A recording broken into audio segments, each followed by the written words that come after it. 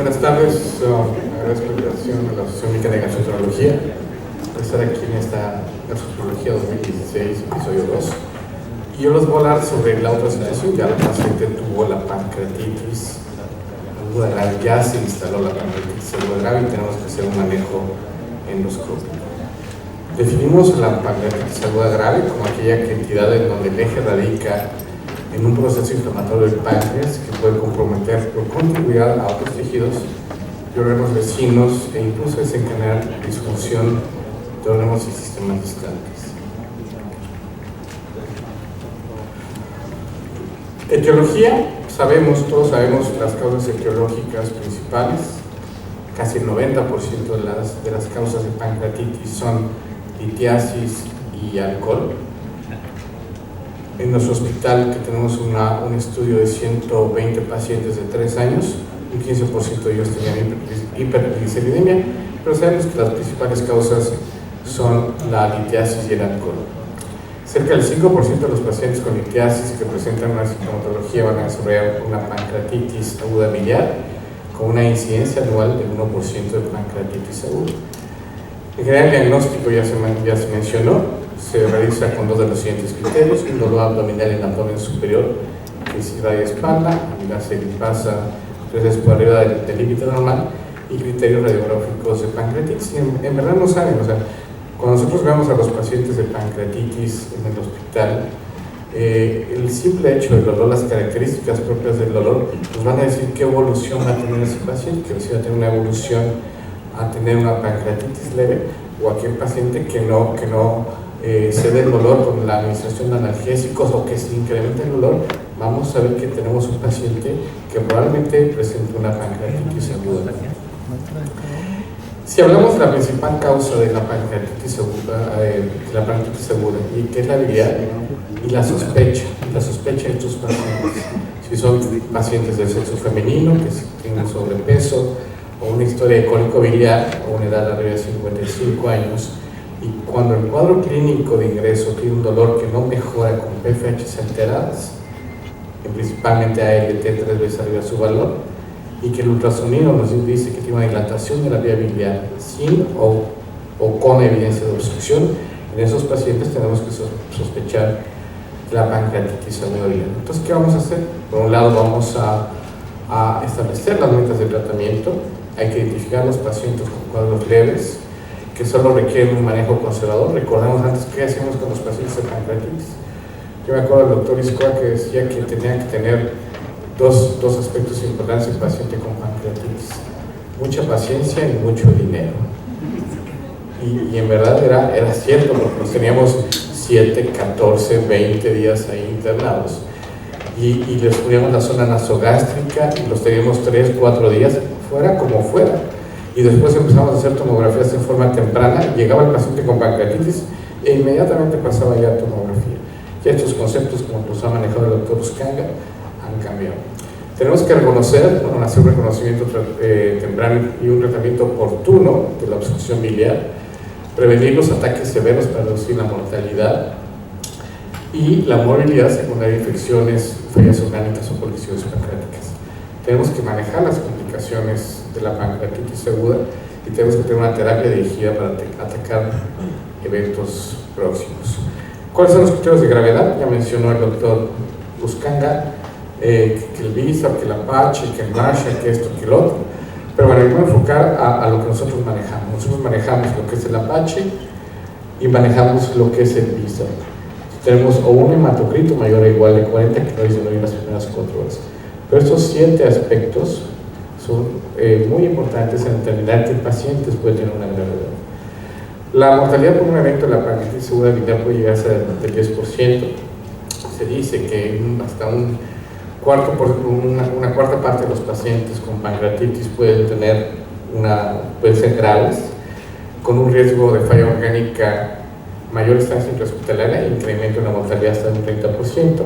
Sin un tratamiento definitivo, el porcentaje de recurrencias en los próximos meses es un 30 o un 50%, y aún después de un evento leve se debe realizar colisectomía y o esfinterotomía en las biliares en las siguientes semanas, lo cual no es la realidad. Los pacientes cuando llegan a hospitales de concentración Lo más que se le puede hacer con una pancreatitis aguda biliar, se les hace una esfínterotomía, se les manda a la consulta externa de cirugía y se operan como al mes y medio o cuando se puede.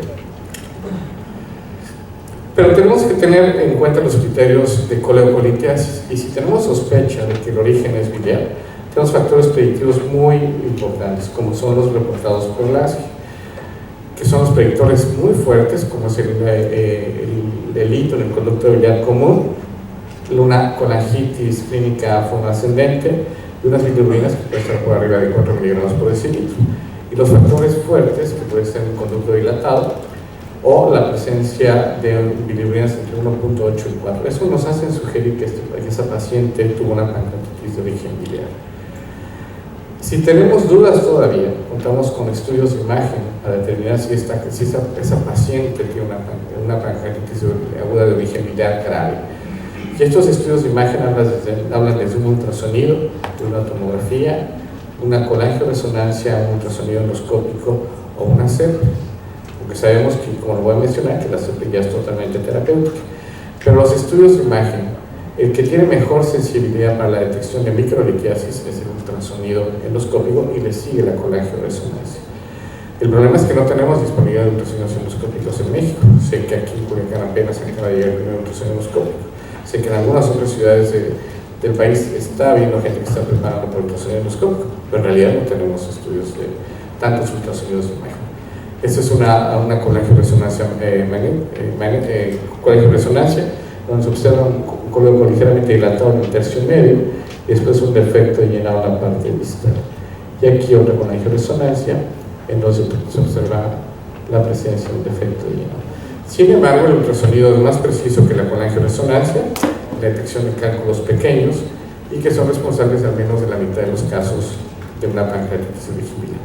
Son imágenes de ultrasonido endoscópico en donde vamos a observar el defecto de llenado, el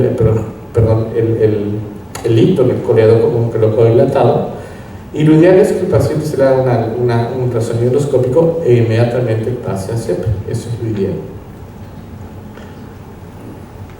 El diagnóstico de coleocolitiasis es importante en el contexto de un tratamiento urgente. Sin embargo, la CEPRE no se debe considerar como un estudio diagnóstico, sino solamente debe ser totalmente terapéutico. Y hablando del abordaje endoscópico, nos tenemos que hacer las siguientes preguntas. La causa de la pancreatitis se relaciona con litiasis. ¿Hay evidencia de obstrucción biliar? ¿Qué tan grave es la pancreatitis? ¿Cuándo se debe considerar la CEPRE de urgencias? ¿Qué terapia endoscópica se debe realizar en una CEPRE de urgencias? ¿Cuándo se debe realizar una CEPRE electiva? ¿Y cómo se deben tratar las complicaciones? Y entonces viene esta siguiente diapositiva, donde nos habla que la CEPRE en pancreatitis aguda se relaciona con un manejo de la coleocolitiasis, que nos evidentemente determina la presencia de delitos y también de la disrupción del conducto pancreático. En aquellos casos con colangitis, la CEPRE se debe realizar en las primeras 24 horas de admisión. Generalmente no es necesaria en pancreatitis aguda biliar sin evidencia bioquímica o de imagen de obstrucción biliar. Y con alta sospecha de coleocolitiasis debemos recurrir a otros estudios de imagen como puede ser el ultrasonido endoscópico o la resonancia magnética. Está recomendado realizar la CEPRE siempre en pacientes con alto riesgo y se recomienda en pacientes con riesgo moderado realizar otros estudios de imagen como ya mencionados previos a la CEPRE. En pacientes con riesgo bajo solamente hay que hacer una observación clínica. La indicación de la CEPRE temprana con esfínterotomía de la papila debe hacerse en las primeras 24 a 48 horas y en pacientes con pancreatitis aguda biliar más colangitis está bien establecido que se tiene que hacer entre las primeras 48 horas. Pero sin embargo, su rol en las pancreatitis leves o moderadas sigue siendo un papel controlativo. En cuanto a la CEPRE electiva, está indicado en aquellos pacientes con ictericia o imágenes sugestivas de coleocolitiasis y la esfínterotomía en pacientes que no sean candidatos a cirugía, como aquellos pacientes que tienen altos factores mórbidos o pacientes embarazados donde solamente se les realiza la esfínterotomía. Son dos imágenes de CEPRE que habrá. Yo me pregunto cuántos expertos en CEPRE en México y en realidad pues habrá como unos 150 en todo el país que hacen CEPRE para una población de 110 millones de habitantes. No sé cuántas pancreatitis biliares hay al año en nuestro país, pero en realidad son pocos. Estas son dos imágenes con cálculos complejos, muy complejos, de extraer por vía endoscópica, cálculos de arriba de 15 milímetros. Esta es la imagen de la CEPE y me voy al siguiente video, donde les presento a una paciente femenina de 41 años con dolor abdominal, ictericia colurea y con un ultrasonido que tiene dilatación de la vía biliar en donde se demuestra la coledocolitiasis. ¿Qué es lo que hay que hacer?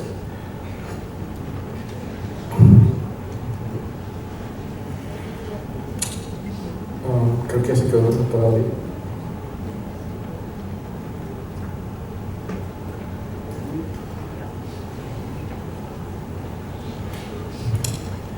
Bueno, tenemos que hacer la CEPE en forma en las primeras 24 a 48 horas.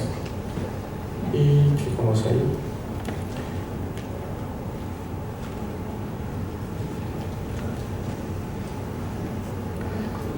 Ojalá. Siempre pasa eso, ¿no? Bueno, ya ahí va, a ver ahí. Ahí está la papila. Se va a intentar la canulación. Se canula y esta CEPE es muy interesante porque presenta algún tipo de algunas circunstancias que son muy frecuentes, ¿no? Vean el diámetro del duodeno, cómo es el colédoco mucho más ancho que el propio duodeno. Se hace la esfinterotomía, y que es una esfinterotomía amplia, así es un hecho que el paciente tiene litos muy grandes. En aquellos casos donde tenga litos muy grandes y que no puedan ser sujetos a extracción por vía endoscópica, habrá que poner una prótesis, siempre habrá que poner una prótesis, y ya el doctor Aurelio les comentará de qué hacer con esos pacientes. En este caso se pasó un balón, y después de la extracción de inflar el balón en la vía biliar, lo que vamos a observar es algo que es frecuente, que puede llegar a ser frecuente y que a veces puede ser totalmente grave, que es la presencia de una hemorragia de la esfinterotomía. En este caso la hemorragia se dio por completo, y van a ver cómo sangra, y así sangran, cuando empiezan a sangrar, sangran en serio. En este caso para el sangrado, y después se pasó una canastilla y se hizo la extracción de los litos, y ahorita van a ver cómo salen los litos. La doctora Angélica me contaba ayer, la doctora Angélica Linares me contaba ayer que ellos ya no utilizan canastillas, estas canastillas que se han utilizado durante muchos años, y ahí está toda la extracción de los litos.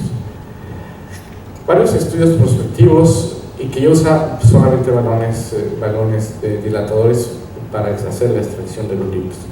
Varios estudios prospectivos aleatorizados han demostrado que la descompresión temprana de la obstrucción ductal por CEPRE y esfinterotomía endoscópica son superiores en la reducción de las tasas de mortalidad, y en varios estudios se ha demostrado que la colocación de una prótesis pancreática de pequeño calibre en pacientes con alto riesgo es eficaz en reducir el riesgo y la gravedad de la pancreatitis por CEPRE.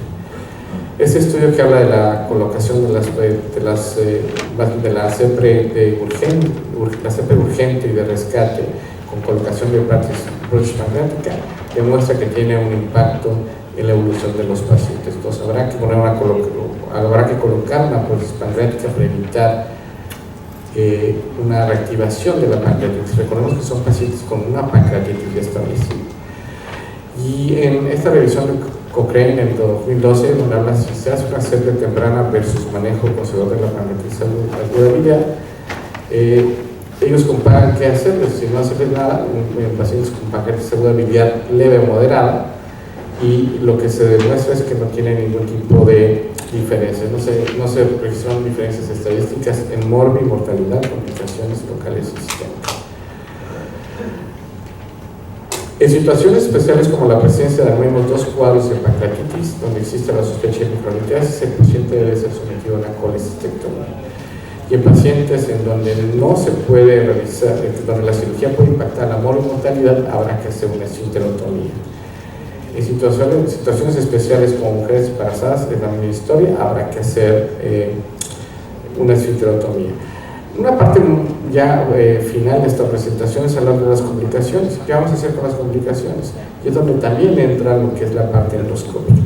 Las colecciones peripancreáticas son una complicación frecuente en la pancreatitis aguda. 5 al 15% van a desarrollar pseudoquistes. Del 15% de los episodios van a presentar necrosis. El 33% de esos pacientes pueden llegar a ser necrosis infectadas. Y el manejo de estas colecciones puede representar por un reto terapéutico, sea radiológico, endoscópico o quirúrgico. Aquí hablamos de una pancreatitis aguda grave en el 10 al 15% de los pacientes. La primera fase temprana es menor de una semana y la fase tardía es mayor de una semana. Donde vamos a tener complicaciones locales que incluyen colecciones peripancreáticas, pancreáticas y necrosis peripancreáticas. Y estos son los 4 colecciones, las diferentes 4 formas de tener colecciones según la revisión de Atlanta que ya se acaba de mencionar. Lo que es en las primeras 4 semanas una colección líquida aguda o una colección necrótica aguda, y después de las 4 semanas pseudoquiste, o lo que es lo más temido, que es el wall of necrosis, que es una colección totalmente madura. La necrosis en pancreatitis aguda grave habla de una falta del refuerzo del parénquima pancreático, puede involucrar solamente al parénquima pancreático o al tejido pancreático como tal, y clínicamente se comportan de forma parecida, pero la evolución es mucho más favorable en aquellos que no se involucran al páncreas como tal. Imágenes que el doctor Kimura las explicará mucho mejor que yo, que son pacientes con necrosis pancreática, donde yo siempre digo, cuando una tomografía o cuando algo como una endoscopía o una colonoscopía, cuando las lesiones se ven feas, la cosa está fea. Así de ahí. Y le digo a los residentes, o sea, si esto está feo, está feo. Entonces, si vemos una tomografía que está fea, seguramente, aunque me pueden decir que Baltasar no se relaciona con la evolución del paciente, cuando vemos cosas feas, la situación se pone terrible. Pseudoquistes de ese gran tamaño que provocan una compresión gástrica como tal, y que evidentemente el paciente tendrá que ser sometido a una intervención ya sea tomográfica, se puede hacer tomográficamente o endoscópicamente. Y lo peor de todo, lo que es la wall of necrosis, el llamado término de wall of necrosis, que es esta colección ya madura que se presenta después de las 4, 5, 6 semanas y que hay que intervenirla como tal. Les presento este video. Bueno, lo que hay que hacer es una necrosectomía, es una técnica ya adoptada, de primera línea de pseudoquistes ya sean infectados o no, pues se puede hacer el ultrasonido endoscópico transpapilar o transmural. El ultrasonido nos va a ayudar a identificar estructuras vasculares. Los resultados son exitosos, están en un 80 o un 100%, con 10% de complicaciones, más complicaciones en las necrosis o los pseudoquistes infectados como tal, y pueden requerir algunas sesiones. El ultrasonido endoscópico ha tenido un crecimiento, y como yo también les comento, en ECOS vamos a ver las nuevas tecnologías de lo que es el ultrasonido endoscópico. Qué avances ha tenido el ultrasonido en los últimos, yo diría, 10 años, han sido impresionantes, ¿no? Si le podemos dar el video ya para terminar, que son 2 minutos de video, donde les muestro lo que es una necrosectomía como tal, que se hace por ultrasonido endoscópico. Se hace una punción transgástrica, ahí tenemos el estómago, tenemos el ecoendoscopio, se puede usar fluoroscopía, se puede usar evidentemente se hace la fluoroscopía, el endoscopio, ahí tenemos el ultrasonido endoscópico. Y lo que van a ver en la cavidad del quiste es lo que más impresiona.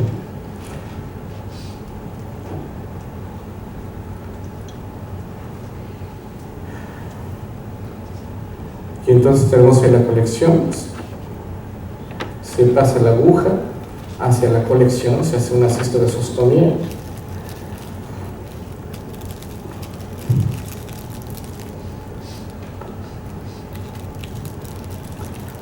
Tenemos el endoscopio, tenemos la guía, vamos a ver ahorita cómo pasa una guía hacia la cavidad.